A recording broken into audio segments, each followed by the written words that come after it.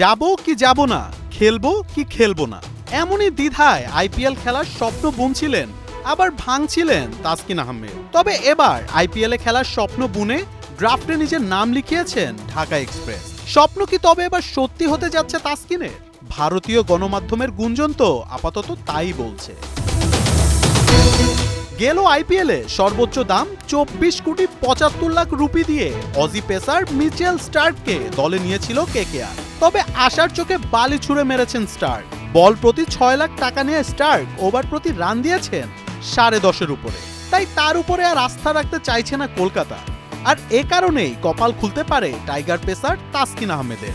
আইপিএলের সর্বশেষ আসরেও কেকেআরের হয়ে খেলার জন্য যোগাযোগ করা হয়েছিল তাসকিনের সাথে, তবে বিসিবি থেকে এনওসি না পাওয়ায় খেলা হয়নি। তাই এবার কি সুযোগ মিলবে টাইগার পেসারের?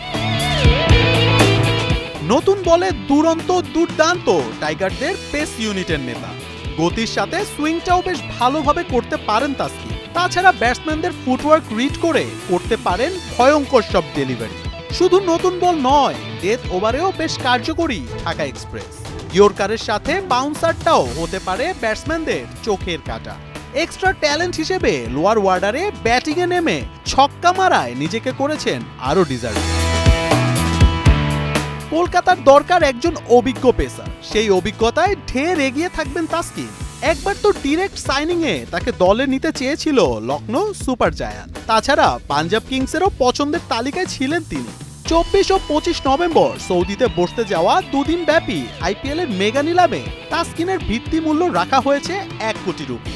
বলিউডের বাদশাহ শাহরুখ খানের দল কলকাতা নাইট রাইডার্স হয়তো পাখির চোখই রাখবেন তাসকিনের উপর। তাসকিনের স্বপ্ন পূরণ আদৌ কতটা হবে তা জানতে চোখ রাখতে হবে সৌদির মেগা নিলামে। মোহাম্মদ আদনান, ৭১।